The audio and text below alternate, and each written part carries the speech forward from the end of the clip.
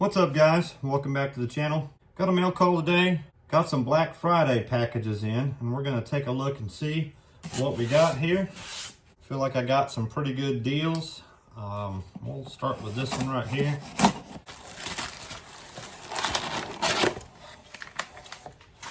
So this is some battery straps that I bought.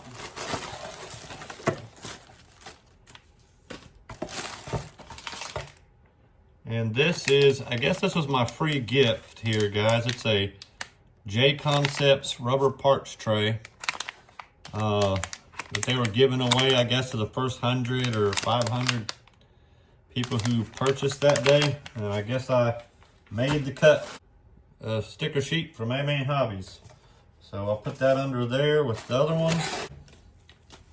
This says, I ordered these in 200 millimeters, which is about 8 inches, I think. So let's check them out. I ordered these for the Limitless because I didn't have any good ones that were short enough to work with just a single 4S battery. They're all too long, but I don't think that's 8 inches. With the buckle, it's exactly 8 inches. Wow, that looks way shorter than it needs to be. Not gonna work at all. At least not for the Limitless. We'll make it work for something else. Seems like a nice little strap though. We'll just have to go back on there and order some about twice that length. Okay, now let's get into this box. So the last time these were on sale, I missed them. And that was on Adam's Playgrounds website. And this time I caught them, guys. So this is the Spectrum Firma 100 amp ESC with the 6500 kV brushless motor for 49 bucks, guys. I got the combo. Like Adam, I ordered 2 this time for future builds. You know, we're always building the Tamiya stuff and needing motors, ESCs, whatnot. Now I do have a couple of ESCs that I pulled out from other projects, but $49, guys, you can't go wrong with it. So I'll try to catch it a little earlier next time and let everybody know on the channel so that you can grab you one or 2 or whatever. Those will be put into something. I just don't know what yet. I know where one of them might go, and it's going to be on the bench here in just a second. The other thing I got on the Black Friday sale was this dude. The new Typhon. So guys, this was on for $149, and this is an 8 scale car. It's the 3S line, and this is the Mega, which, guys, I always buy the Mega. If there's a Mega available for hundreds of dollars less, then why would you not? Especially if you know how to work on them, and then you can hop on Jenny's, eBay, Amazon, just about anywhere, and upgrade it to brushless for probably less than half the price of what it would cost you to buy the brushless car. And everything else, for the most part, is the same. We're gonna look at it, see what it comes with. It is a brushed car, so and it probably has the 2-in-1 ESC in it, like the brushless cars do, I think. Somebody can correct me if I'm wrong, but I think all their new stuff is coming with the 2-in-1 ESC anyway. So when you go to switch out, you're gonna have to put a radio receiver in there with your ESC and motor and whatnot. So most of the stuff that comes in here, I'll typically put out on my eBay store or something and get it to somebody who might want it, had one that broke or whatever the case may be. Sometimes I save them for other projects, but currently I don't think I have any. So the one I got is not the color of the one on the box. The one I got, way cooler than that. And it's not strapped in there, so that's good. Check that out, guys. What a beast. That's a good looking buggy, guys. So my original car to the channel was an Arrma Typhon, just like this. Show you the condition of it now. Is like this. And the reason is because this was my first 100-mile-an-hour car. and it took 6S for me to get it to 100 miles an hour. And I mean, this car went through it, guys. It doesn't even have the Typhon front end on it anymore, I don't believe. But it hit my truck. I've got 3 or 4 chassis that are completely broken in half from that car. And extremely tough, guys. Extremely tough. Let's get this plastic off of here.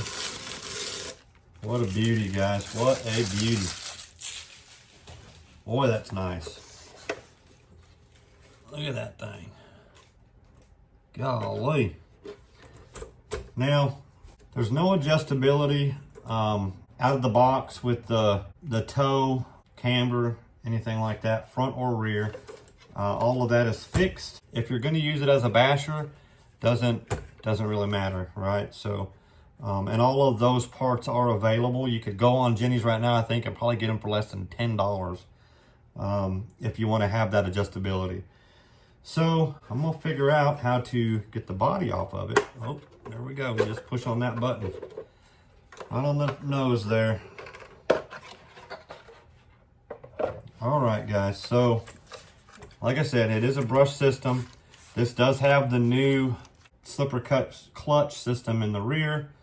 Looks like it has the same servo, 2-in-1 ESC, EC3 connector, so it's got the smaller connector, smaller wires, all that good stuff. But how easy would it be to just drop that dude in there?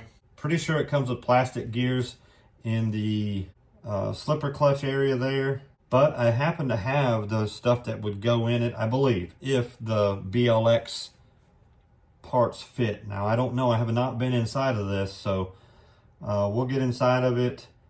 Don't know that I'm even going to run it on this stuff, guys. It does come with, obviously, it comes with a transmitter. Get that dude out. Comes with the little SLT2. Pretty nice little transmitter. Easily operated with one hand. Now, I wish these came with an actual separate controller for the car so that I could move these little controllers over to some of my Tamiyas or whatever. But I'm gonna try maybe and see if I can bind these to one of my other ones and use these on some of my other builds, because I like the controller.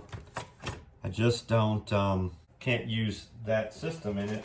I mean, I could, but so you get typical tool kit here, guys. You got the 2 hex key wrenches, screwdrivers. Instead of an actual Allen key, comes with the drivers now.